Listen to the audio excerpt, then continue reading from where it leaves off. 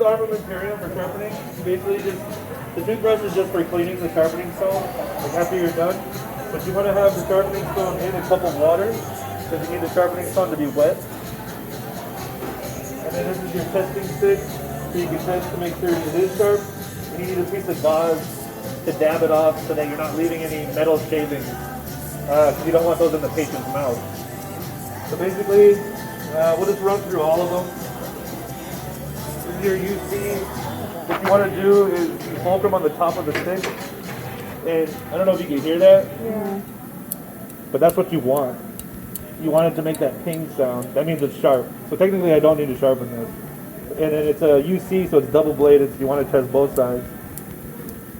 So this is good on this end. And you also, so this is the back side, the secondary blade. And see how I'm angling it how I would in the mouth? You want to test it at the angle that you would be scaling. And so this is very sharp. And see how like I'm testing the tip and the middle and the heel. This whole instrument is sharp. So technically I don't need to sharpen this, but we will just for demonstration purposes. Take your sharpening stone out. Get some of the excess water up. You're going to always use the white side. We don't use the pink side here. It's just a difference in grit, but we only use this in the program. So basically, you're going to be holding it, and you want a source of light as well. They're going to test you as well. Like when you look at the instrument under light, if you see a reflection on the edge, that means it's dull. If you don't see a reflection, that means it's sharp. Because the dull blade will add an extra flat surface, and light will only reflect off of a flat surface.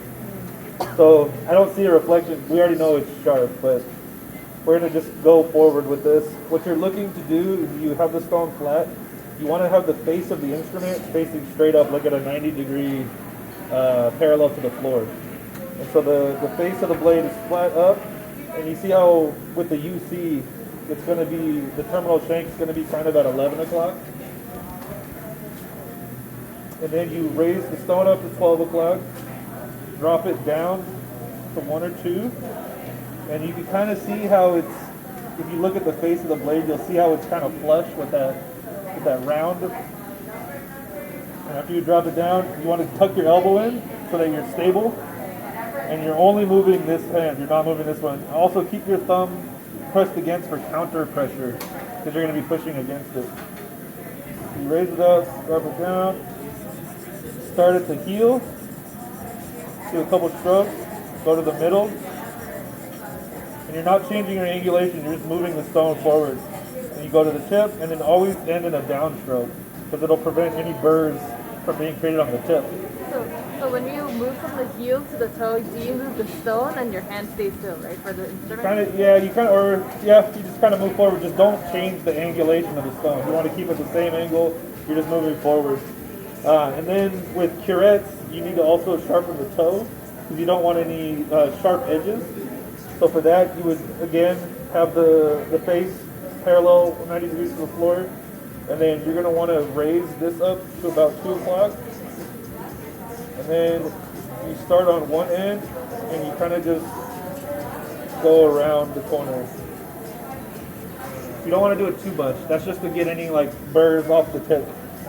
Then after that, you come over and you dab the gauze just to get any metal shavings off. And then you test it again. Let's see if I made it dull or not. Okay, so you can hear the ping. Very sharp. So that's good. So that's done. And you do that for both sides, obviously, for the UC because it's double bladed.